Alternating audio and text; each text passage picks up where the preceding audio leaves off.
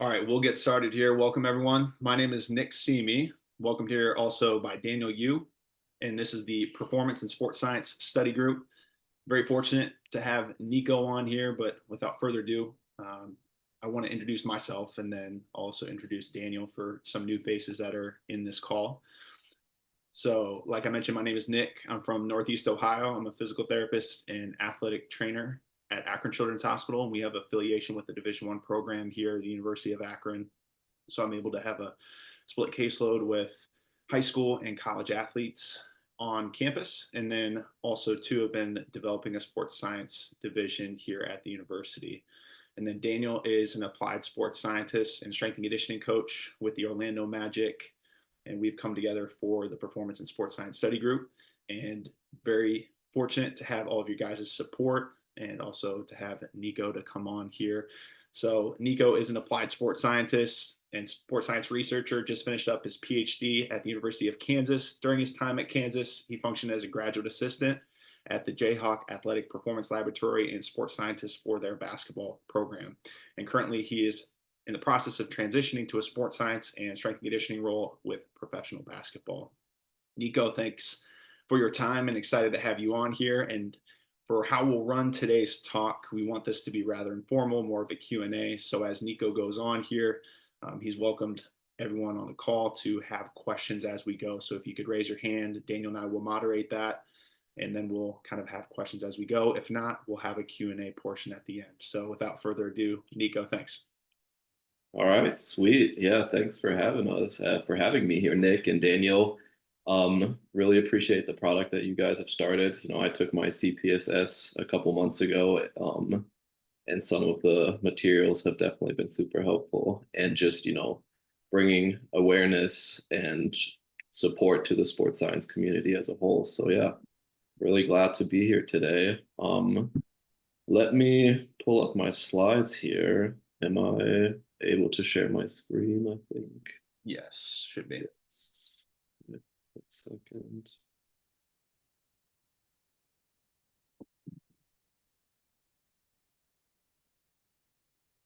All right, can everyone see my screen? Good. All right. Sweet. Let me load this up. Cool. So like I said, my name is Nico. Today, like Nick kind of alluded to, I don't want this to feel super formal.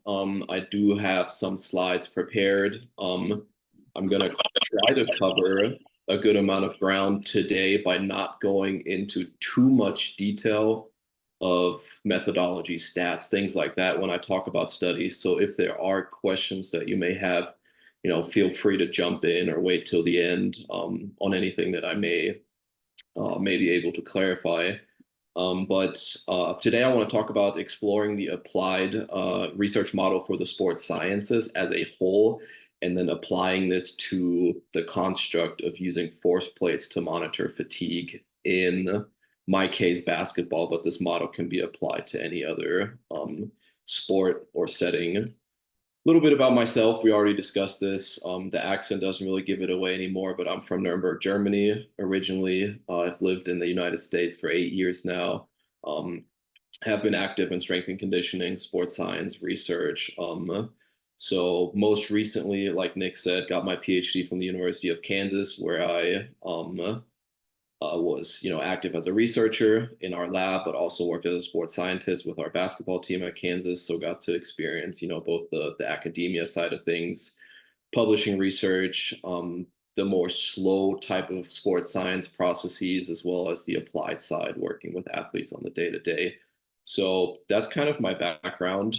So I've been in a lot of different settings. What I want to talk about today is, this is a group that focuses on sports science. So briefly just bringing up some definitions. What is sports science? How has sports science been defined previously by different people?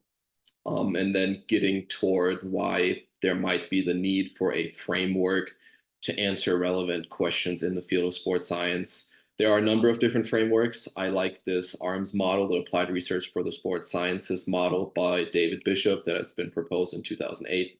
I'll go over I'll go over that in more detail here in a second.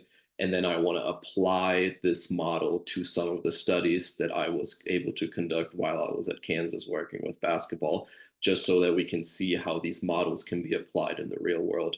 Like I said, feel free to jump in with questions at any point. At the end, we can do a Q&A or an open discussion, whatever works best. But yeah, let's get into it. So a couple different definitions for sports science, one being a multidisciplinary field concerned with the understanding and enhancement of human sporting performance. That's by David Bishop from 2008. Or the study of sport through the application of scientific methods to the field of human performance, athletic endeavor, and sporting competition, which is actually from the most recent CPSS textbook. In either way, the field of sports science is trying to apply scientific methods, which, in undergrad, high school, you've learned about the scientific method to enhance sporting performance, athlete health, things like that. So why is there a need for a framework to guide sports science or to guide questions that we may want to answer as sports scientists?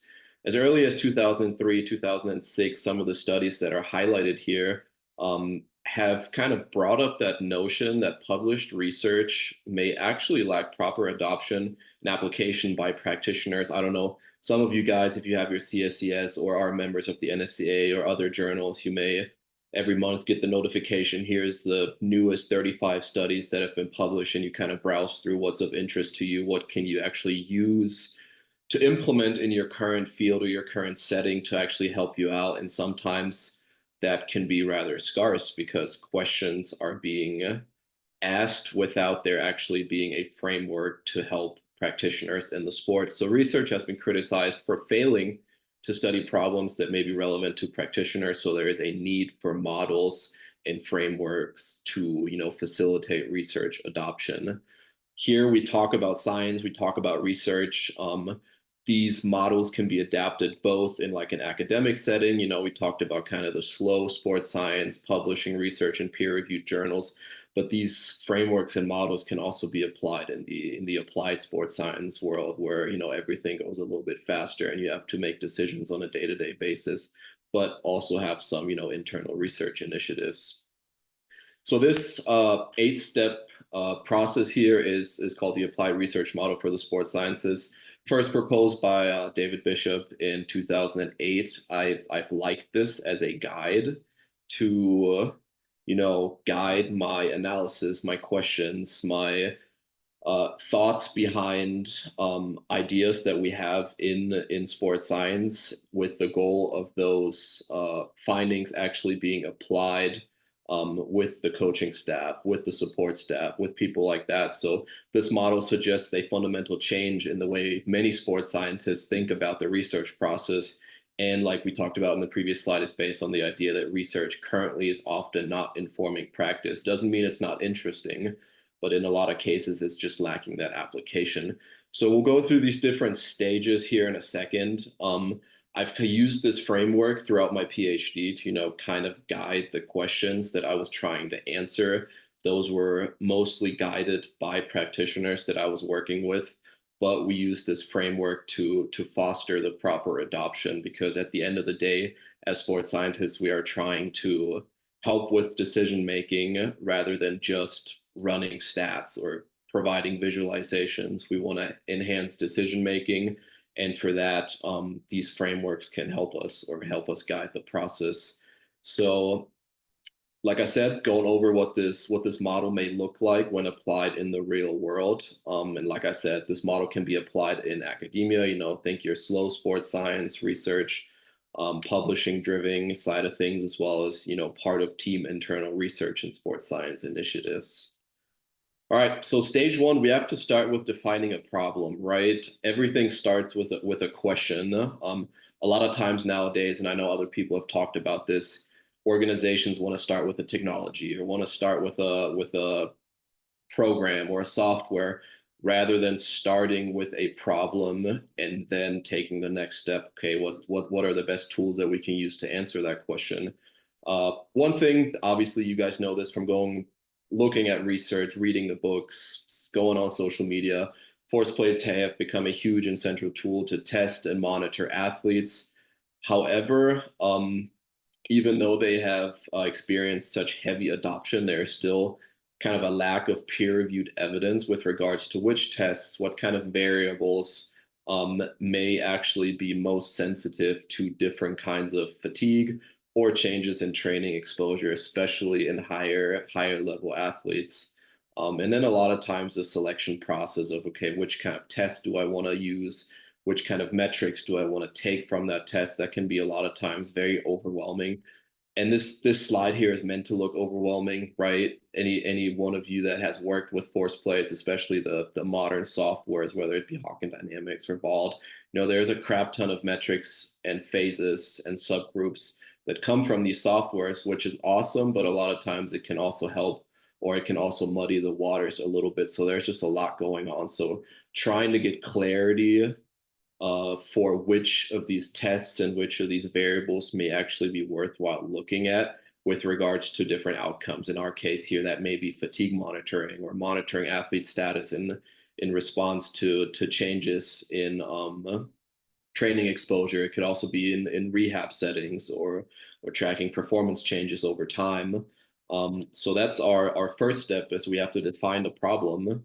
Stage 2 of this model will then lead to descriptive research. Okay, purely descriptive in this case. In our case, we wanted to understand how, and I'll kind of use a lot of these terms here, operating under the assumption that most of you guys maybe have seen force plates here and there. You may know what a counter movement jump is.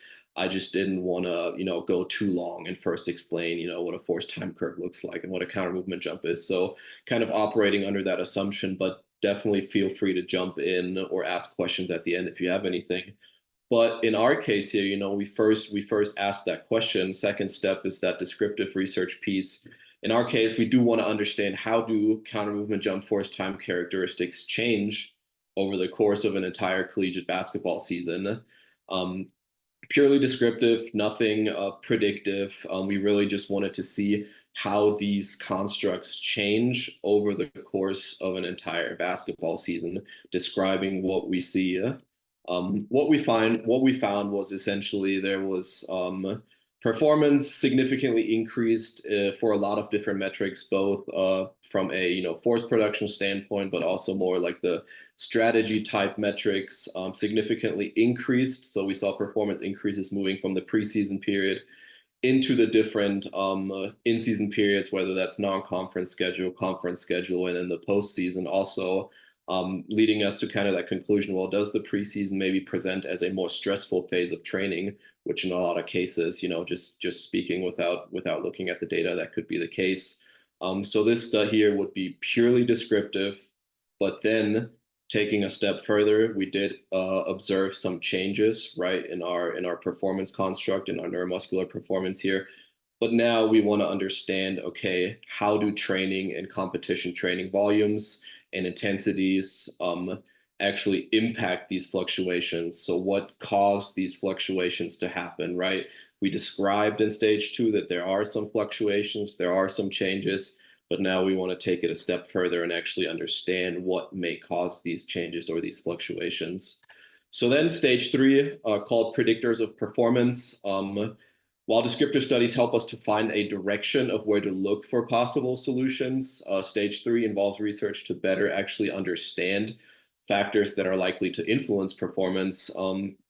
This is typically done from a statistical standpoint by investigating relationships between predictors, things like that. In our example here down in the bowl, we can see that we have established that there are some fluctuations in counter movement jump force time characteristics as we go over an extended period of time. However, we now want to understand what influences them. So then our applied example for stage 3 would be this project here, in which we try to establish a dose-response relationship between external workload exposure and neuromuscular performance. So how did the training and competition volume and intensity affect counter movement jump force time characteristics and neuromuscular performance? Essentially, we may be able to hypothesize here, if external workload exposure goes up, so our training volume, our training intensity, does neuromuscular performance, some of these constructs that we saw in the previous study, go down? Is there a dose response relationship between these constructs to understand their relationship in stage 3 here? So essentially for this study, we again monitored counter movement jump for time characteristics, tested these on a weekly, sometimes twice a week basis over an entire basketball season. And then now tying that in with our external workload component. So what is the training volume? What does the training intensity look like? How do the two influence each other? And essentially what we found was that, well, to start with, on the external workload side of things, we looked at a acute workload, so exponentially weighted moving average for 5 days, for 20 days being the chronic, and then a ratio between the two being kind of that acute to chronic workload ratio, that being our independent variable, and then these different counter movement jump force time characteristics being the dependent variable in our models here. Essentially, what we found was that 4 out of 5 force time metrics exhibiting significant associations with that acute to chronic workload ratios actually came from the braking phase of the jump, with braking rate of force development and average braking force showing the greatest degree of association. Kind of driven home with those force velocity loops on the right-hand side, which are nice visualizations to kind of show these changes. We can see a clear separation between this athlete's best jump, mean jump, and then in a fatigued state, primarily during the braking phase of the jump, giving us some direction of where to look. All right, now we're like, okay, maybe the braking phase of the jump is a little bit more sensitive to fatigue. And then also seeing that chronic workload exposure, so that 20-day window with that exponentially weighted moving average being associated more so with our strategy type metrics. So our average braking velocity, how fast does the athlete descend into the jump, how deep do they go, so like our counter movement jump, giving us a little bit more of a direction now of, we first of all describe, okay, we do see these fluctuations. Now we want to understand, okay, is there a dose response relationship between the two? And first now trying to understand which of those metrics may be more sensitive than others. So takeaways here, like I said, selected force time characteristics extracted from the counter movement jump may be sensitive toward changes in external workload exposure. In this case, female Division I basketball players, when accounting for the random effective athlete ID and the data structure, not going to go into the details of the stats that we used here in too much detail, but we used stats that allowed us to generate athlete-specific slopes and intercepts on the y-axis, allowing us to individualize our takeaways a little bit more. So given each athlete's individuality, and this will make more sense here in the following slides, and how they respond to those changes in the training stimulus, practitioners are encouraged to monitor neuromuscular fatigue and readiness on a athlete-to-athlete basis, rather than across the entire sample of team. This is a figure from the study here. If we just looked at the entire sample here at the top, with our chronic workload exposure on the x-axis and then counter movement depth on the y-axis, we may think there's a positive relationship between the two, meaning that if chronic workload exposure goes up, counter movement gets a little bit more shallow. However, once we allow the slope and the intercept, of that line of best fit to vary for each individual athlete, we see that there are actually some things going on that are athlete to athlete. They are different from athlete to athlete, allowing us to individualize our processes a little bit more. So those are the takeaways from that study. Stage 4 then, okay, called experimental testing of predictors. Typically, these studies involve the manipulation of one variable, in our case, maybe fatigue or training exposure, while measuring the subsequent effect on performance. So kind of just drawing our line here back. First, we describe descriptive only how do some of these constructs change over the course of the season. Then we see if there's a dose response relationship. We see that there is indeed a dose response relationship, with it pointing us towards the braking phase of the jump, maybe being sensitive towards some of these external workload exposures. But like I said, that was just the workload exposure that athletes were exposed to anyways, as part of practice, as part of competition. We as sports scientists or researchers didn't try to influence the workload exposure. That was just what they were going through, as they were just going through their normal schedule. But now in stage 4, experimental testing of predictors, we now try to impact the independent variable in our case, which is the fatigue or the training stimulus, and then measure the subsequent effect on our construct, which is, counter movement jump performance, or in this case, we'll also look at like a repeated hop test, like a 10-5 hop test. So now we're interested, like I said, in manipulating that external workload variable, exposing athletes to drastically heightened levels of training stress to now study their response. So everything to this point was kind of descriptive, predictive a little bit, looking at relationship between variables. Now we're trying to manipulate a variable and to see the athlete's response in stage 4. Taking us to this study, investigating the stretch shortening cycle fatigue response to a high intensity phase of training, including from Barnhart. basketball. Go ahead. Was that a question? All right, I'll keep going. Anyway, so we'll try to see how athletes respond from a neuromuscular performance perspective. Neuromuscular performance just standing for counter movement jump and underlying force time characteristics, as well as 10-5 hop tests. So a little bit more of a reactive type assessment and underlying force time characteristics, and monitoring these or seeing the athlete's response when being exposed to a drastically elevated level of training stress. And then also, what do recovery timelines look like for these different assessments and metrics? Kind of a study outline. Essentially, it was like a 6-week period, 3 weeks baseline, during which we saw, what was like a normal week of training look like from a workload perspective, gather baseline data to make comparisons to, and then we essentially have that 1 week high intensity overreaching phase of training, during which we expose athletes to that heightened level of training stress. We have 2 test points during that high intensity overreaching phase, during which we get counter movement jump and 10-5 hop test data. And then we also have follow-ups at 72 hours post, 1 week post, and 2 weeks post to, kind of see their response trending back, hopefully to baseline, and to see which metrics may be most sensitive toward fatigue when exposing athletes to these heightened level of training stress.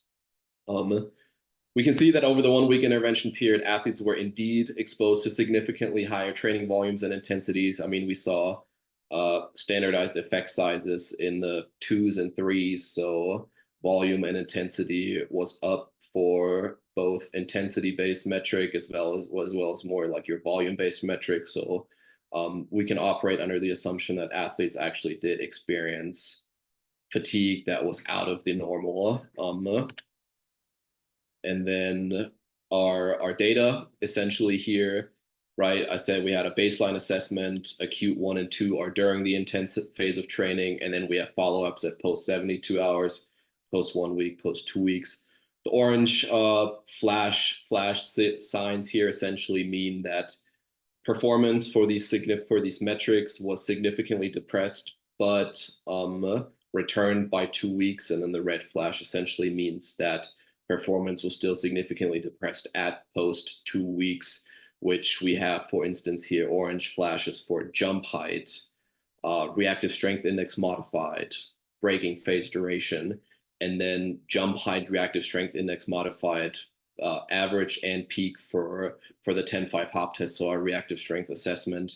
And then the only metric that was still significantly depressed at post 2 weeks was average braking velocity, so a strategy-based metric. So that's kind of how we went over, just from a frequentist statistic perspective, studying these responses. Also plotted this out here, individual dots here essentially being individual athletes. The dark gray bar in the middle is kind of our typical variability for that metric that we established during baseline, so our standard error of measurement. And then the light gray bar is essentially our minimal difference needed to be considered real, which is, constructing a confidence interval around our standard error of measure. Essentially, those athletes that are flagged red went past that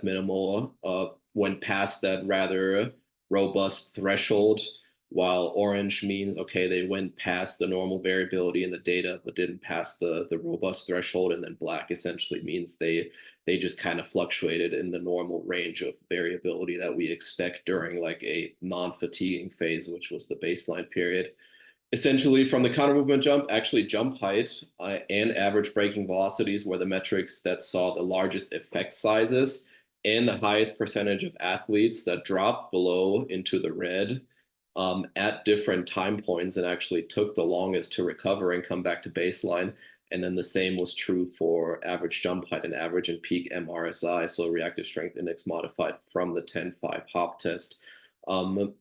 Jump height being an interesting one because a lot of times, especially in the past, jump height has kind of gotten that rep as not really being sensitive towards fatigue, just because athletes adopt their jump strategy, and you should only look at jump strategy. But a lot of times, all these underlying force time characteristics come back to jump height, and in our case here, we actually did see jump height being significantly depressed acutely, but also a little bit more chronically. Um, this was interesting here. Doesn't really come out in this figure at all. But did we see a bimodal recovery trend? If we kind of go back to some of the literature that first came out in the early 2000s out of Paavo Komi's lab, he kind of was the first one to study kind of this neuromuscular fatigue response to heightened training stress or fatigue levels. And he kind of was the first one that suggested this bimodal recovery trend. In our case, the x-axis is a little bit different. On the left, we go up to like immediately post 20 seconds to 1 hour, 2 hours, 1 to 2 days, and then 4 to 8 days. But essentially, he explained that first performance decreased to be primarily like metabolically driven, like think of your ATP depleting, things like that. And then we have kind of our performance coming back to baseline when all these substrates are coming back to baseline. And then he suggests that secondary performance dip to occur when muscle soreness is actually at its highest. And that being, kind of that inadequate neural drive that may be viewed as an attempt of the neuromuscular system to protect the muscle tendon unit from further stress or even damage. So I thought it was just really interesting that we also saw this bimodal recovery trend in our case on a different time scale, right? We saw this secondary performance decrease at 1 week post rather than like 1 to 2 days post. But it was only observed in the 10-5 hop test, which was the reactive jump test and not the counter movement test. So we can kind of separate the two as one being like a slow stretch shortening cycle type movement and the other one being like a faster, more reactive type stretch shortening cycle movement. So it was interesting to see that we had these task specific recovery timelines, which, just further brings home the point that those are things that we have to consider when we study these neuromuscular fatigue constructs. This, again, just coming back to the point of individuality, we again use statistical models that allowed us to gather these athlete-specific slope coefficients, or in this case, just changes from baseline. The gray bar here essentially just being, like I said earlier, this robust threshold that even goes past the normal variability in the data, and the athletes in the red being the ones that, go past this. So instead of just looking at an effect size that is representative of the whole sample, we can look at these things here to, flag athletes in this case. For example, athlete 17, the jump height for this athlete was still significantly depressed and went past this robust threshold even at post 2 weeks. So for us sports scientists, that might be something that we would flag or bring up to a coach to, drive home a little bit more the recovery, the nutrition, things like that. Stage 5 and 6, I won't go into too much detail for those. Essentially, stage 5 is very similar to stage 4. We kind of now have determined a couple of key performance predictors or key performance indicators.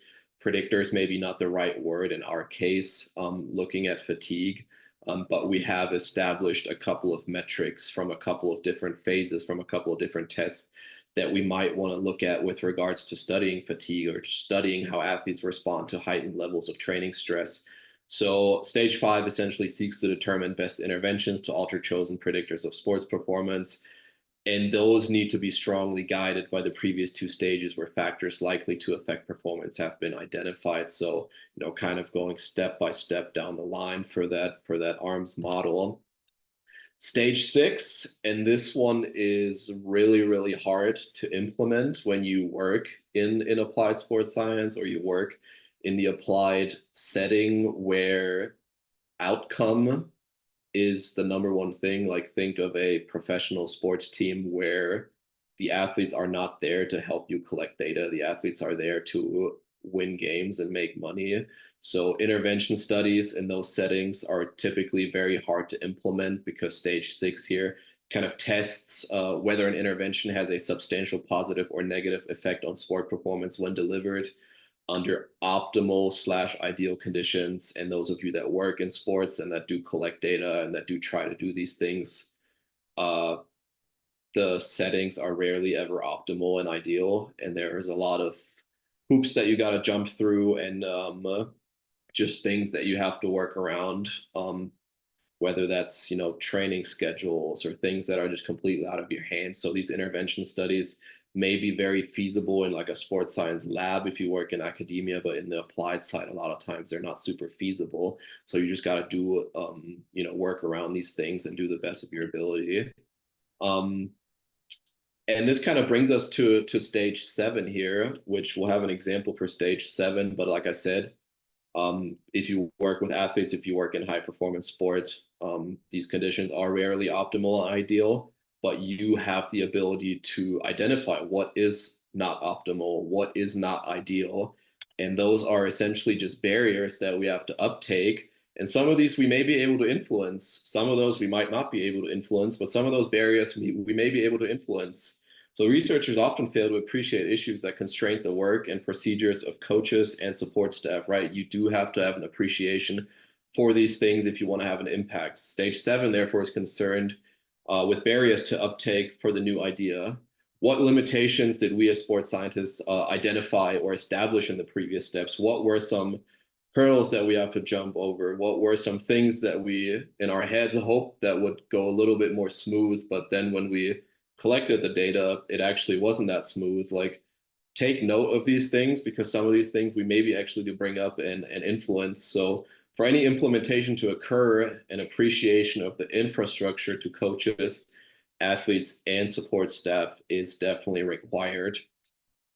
In our case, now applying this, we've gone through all the previous studies from descriptive to predictive to exposing athletes to heightened levels of stress to determining our key performance indicators.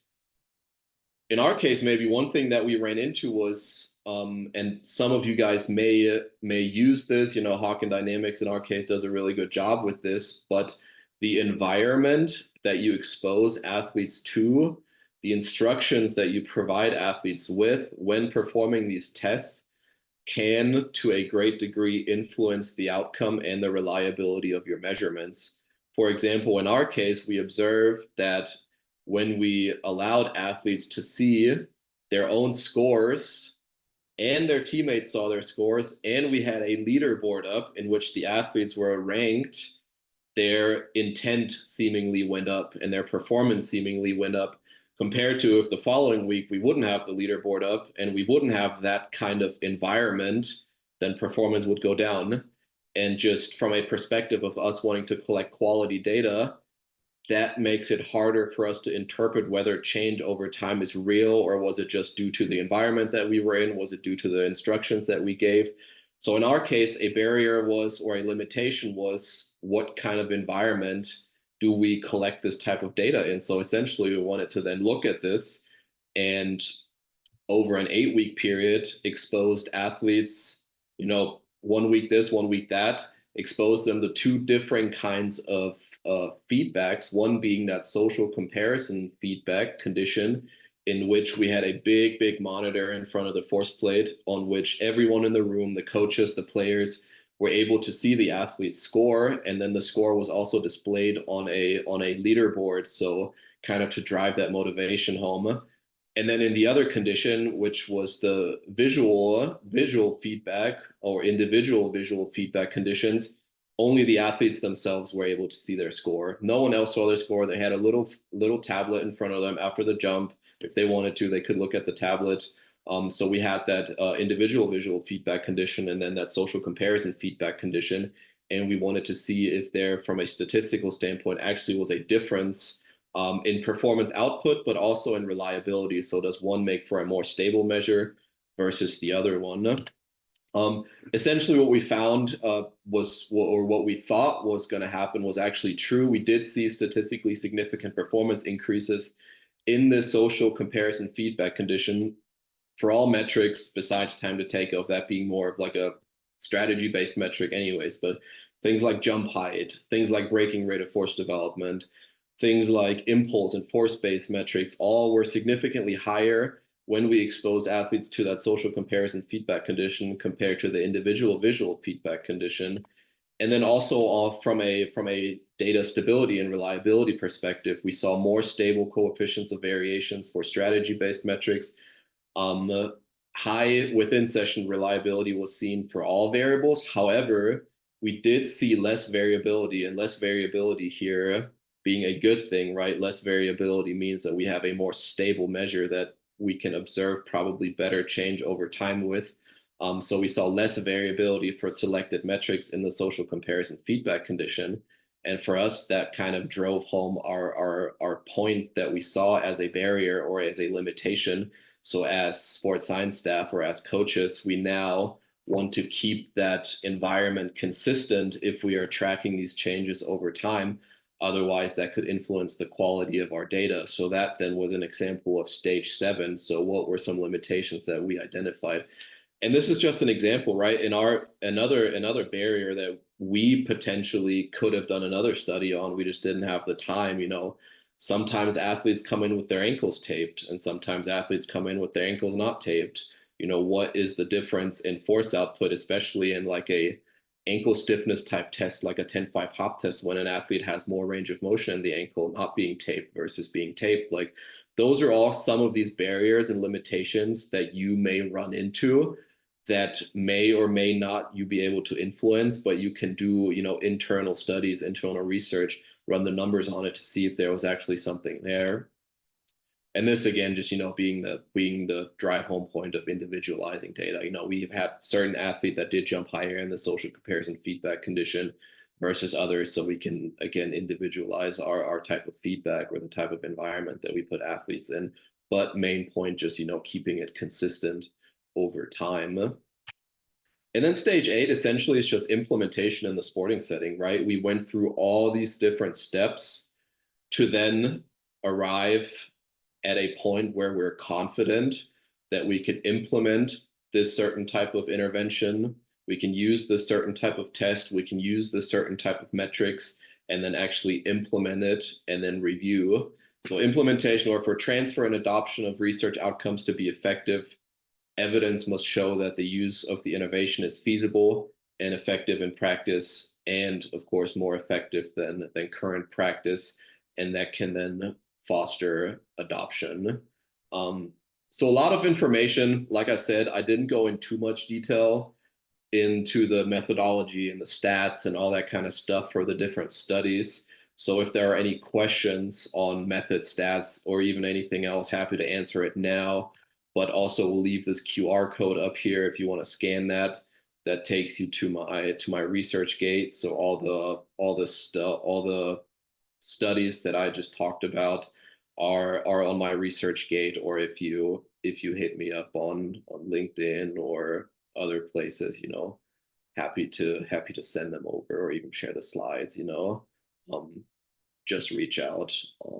So yeah, I'll leave this open if you want to scan it, and then the next slide is really just Q&A, open discussion. So feel free to ask away anything: force plates, fatigue, athlete tracking, research design, the model as a whole. So yeah, hope you guys were able to take a thing or two away. Hope it wasn't too much. And yeah, feel free to ask away.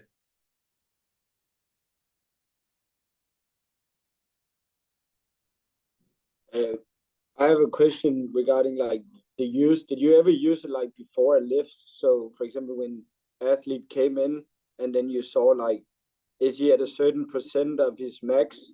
So is he allowed to do certain lift, or like should he recover? Yeah, I mean, that's kind of the whole point, right? We are trying to find variables or tests that do tell us the kind of state that an athlete is in, and there are certain flagging systems that we may use, whether that's like Z scores or, like you said, a percentage of their max or something like that, that can certainly serve as a flag for us to dig a little bit deeper. I wouldn't say like scratch the lift or scratch practice as a whole, but maybe just like ask like, hey, how'd you sleep last night? How'd you eat this morning? Maybe do another test. And then if they're still down, you may be able to, talk to someone else like a PT or an AT or even like a coaching staff member. But yeah. Yeah, I was thinking about like in certain areas, for example, if you had like a plyometric day where you, for example, said like those fast short training cycles where they might be sore and stuff like that, where it could expose them to like injuries. That was one of the Yeah. things. Yeah, for sure. And like that's kind of what we're trying to do, right? We're trying to find these flags to then make modifications, because that's the whole point, is trying to get better at making these decisions to protect the athletes and keep them healthy. So definitely, yeah. Nico, how you doing? Luis here. What's up, Luis? Um, a question. Obviously, I like the framework that you use from Bishop.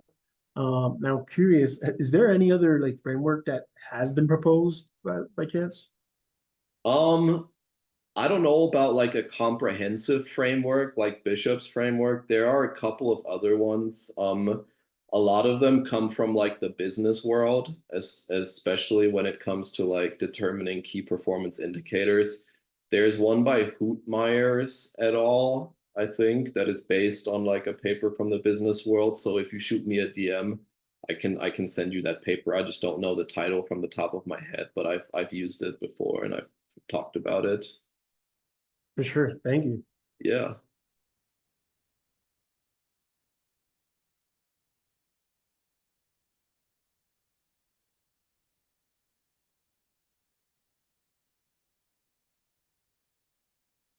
Anything else? Nico, I have a question. For the different metrics that you had gathered, do you have a preference from a statistical standpoint of like Z scores, T scores, STEN scores, kind of um, what's your go-to, or kind of like what's your decision making process Yeah. based on yeah, your I decision mean, goes? you could probably get as detailed as you want, and that's obviously kind of dependent on your preference. Like Z score is probably the most popular one. Something like a STEN score or yeah, especially like a STEN score may be especially good when making comparisons between athletes. Maybe not so much within, but those in a lot of times make more sense to like the lay person, because they're like a 1 out of 10 or a 1 to 10 score. But I really like looking at what the normal variability in the data looks like, what it looks like from a day-to-day perspective, what it looks like from a within day perspective, and then making sure, and then using that as a flag, does a certain metric exhibit a change that goes beyond that normal variability that we see in the metric. And then we can use things like a coefficient of variation. We can use things like a standard error of measurement. That MD threshold that I used in that study, that was constructing a confidence interval around that normal variability in the data, which is really, really, really robust. We did that because we knew athletes were actually exposed to a very, very heightened level of training stress. If you use a threshold like that in season, you may not see anything. So it really just kind of depends on the time of year too. Like if you're trying to make a playoff push like in March, you may be a little bit more careful. So you might take one standard deviation if we're looking at Z scores to flag someone. Whereas if you're in the off season and the athletes have a long weekend coming up, you're like, all right, we expect them to be fatigued, like maybe now like 2 standard deviations or 3 standard deviations maybe are flagging target here. So kind of just adjusting it to the time of the year that you're in is probably also really important because, fatigue is to be expected, right? Everything that we do in the field of strength and conditioning is based on the fitness fatigue model. So in certain times fatigue is wanted and in certain times it is not. And then just, adjusting your stats and your interpretations to that is probably what I would do. No, I appreciate that. And the other question too, not to, if someone else has a question, they can go ahead. I don't know. I have a quick question, Nico, Yeah, about that experimentation. So how did you also take into account of the representativeness of the experiments? Would it be specific ages in those areas? And how those, I know like when it comes to injuries, it's a very counterfactual scenarios. So how are you dealing with those, like connecting these to the real injuries? You mean like controlling for those factors in my experiments? Yeah. Yeah, that kind of comes back to kind of stage 6 and 7. Obviously, if I put my researcher hat on, I want everything to be controlled. I want it to be only 100% healthy athletes. I want them to always come in at the same time of the day. I want them to always perform the same warm up. I want the temperature of the weight room to be the exact same every time they come in. And if you have those possibilities and you have access to high level athletes and you can bring them in an environment like that, then that's perfect. Like you want to control for as much as you can control for in the confines of what you're working with. And a lot of times, if you are working with higher level athletes, you just have to work around a lot of different things, whether that's practice schedule, where, one day your athlete does a test before practice and then the next day they do it after practice. And then the next day they do it after they have a meal. Like those are just some things that you in a lot of times can't control for. So you just have to, do the best of your ability working in the confines that you're in. But yeah, control as much as you can, but understand that a lot of times there are certain things that we can't control. I have a question regarding like injuries. Was there a certain thing that like flashed out a lot where it was like right before somebody might have had an injury, where it was like, oh, here they were like the braking force that you said, or like they were slowing the like flight time that stood out to you, where you're like, okay, a lot of these athletes right before then they got the injury? No, not really. And injury is just such a mess. It's really, really hard to, well, it's impossible to predict injury. We can try to identify certain risk factors, but no, I didn't No, see I was anything. just thinking with so much jumping, explosive like things they're doing on the court with like muscle injuries and stuff like that. There was a certain thing where you saw, okay, a lot of the guys who were in this situation often got like a strained calf or a strained hamstring or something like that, a muscle injury. Yeah. I can't really think of a time where we actually saw an injury and then we were able to pinpoint a certain metric that was like down or a certain test that was like down.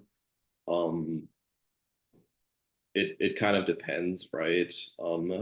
If it's like a injury to like the calf ankles complex, like a test like a reactive jump test, maybe able to pick up on some things like that a little bit more versus if you have like a quad strain, like the propulsive phase of a counter movement jump, maybe a little bit more showing. So I don't have a example on my end, but there are certain times when there's things like that, sure. But when you do have those instances, like don't put everything you have on that one metric and be like, yeah, No, this it was is just probably the red flag. I noticed you said that like that time about being sore maybe have like a influence on like that injury. So I just thought there was like something where you like maybe this Yeah, was those for sure. And to like a certain extent, like soreness is like a miniature injury to the muscle, if you will. But like, yeah. yeah.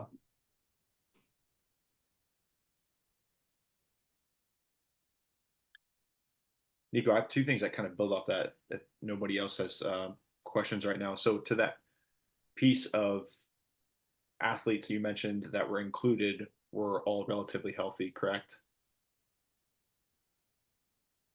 Sorry, I was seeing if there was a question in the chat. Can you Oh, no, repeat no, sorry. that? Yeah, yeah. So the athletes that were included, you mentioned that were relatively healthy. So from my end, more of like on a rehab side. So did you have any athletes that were maybe working through that like return to performance model?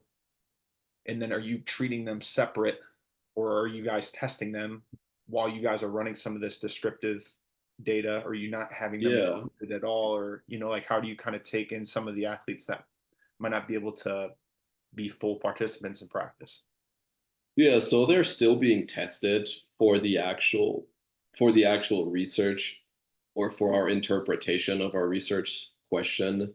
We would eliminate that data just because we only want healthy athletes in that sample, because obviously we know that an injured athlete will probably exhibit different movement strategies, will probably exhibit different force production characteristics. So um, those are still very interesting and useful things that we as a staff would look at. But like for the purpose of the research project, those are things that we would control or eliminate, just to not muddy the waters as far as our analysis goes.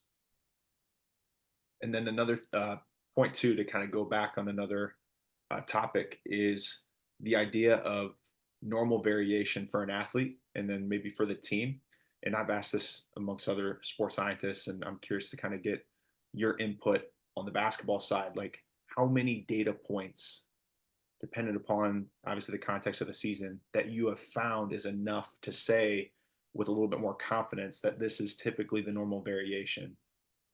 Is there kind of like a set point or amount of testing times where you have a little more confidence with that?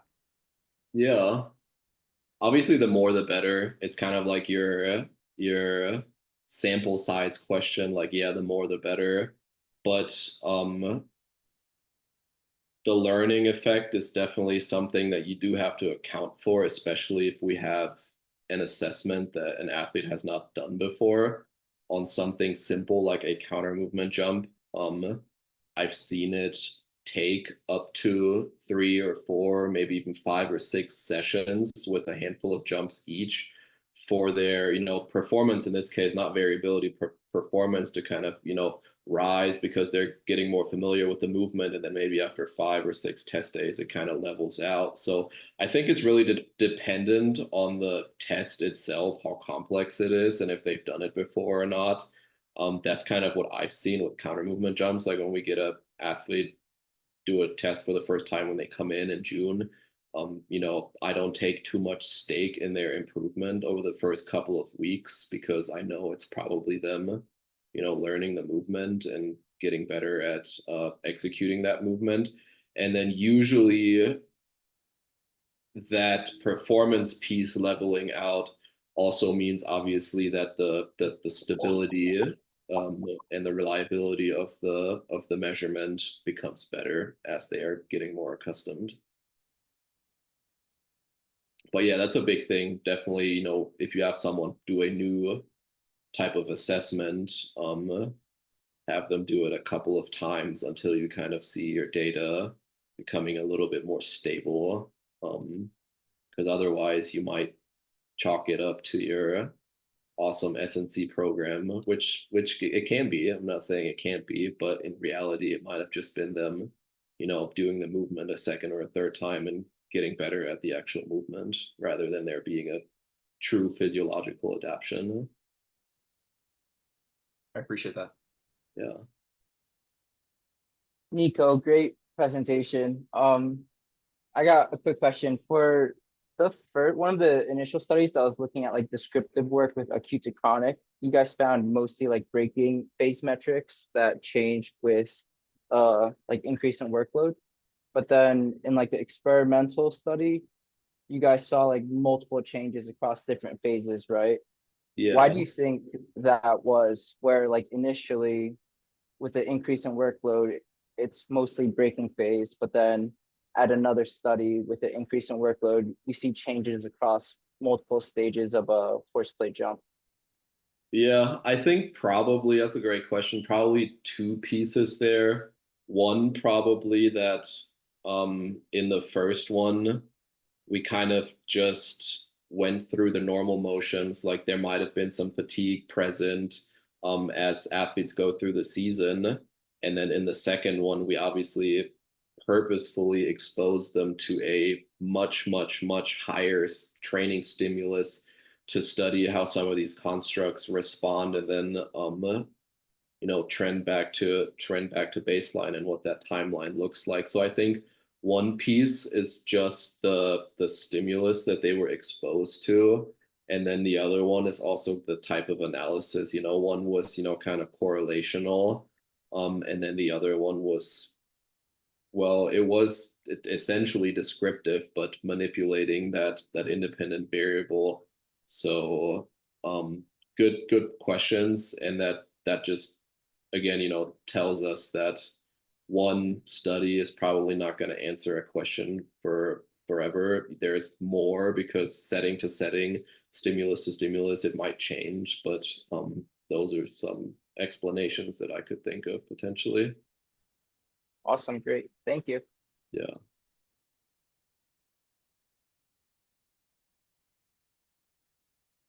Any other questions here? I want to be mindful of everyone's time. I appreciate you guys taking time to in the middle of the week to hop on. So any other questions?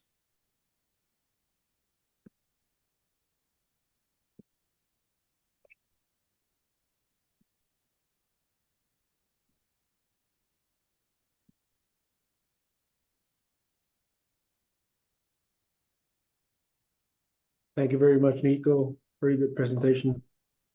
Thanks, Luis. Appreciate it. Well, if we don't have any more questions, again, thank you everyone for hopping on. Thank you, Nico, for taking the time and sharing your insight into this group. And again, thank you guys all for your support. I just put the link into our Facebook group that we have for the Performance and Sports Science Study Group. So if you guys are interested, hop in there. We are sharing calls like this. We have our videos from these sessions recorded and uploaded, practice questions, helping those that are interested in the CPSS exam from the NSCA, hoping you guys get certified in there as well. So again, thank you, and looking forward to more of these calls.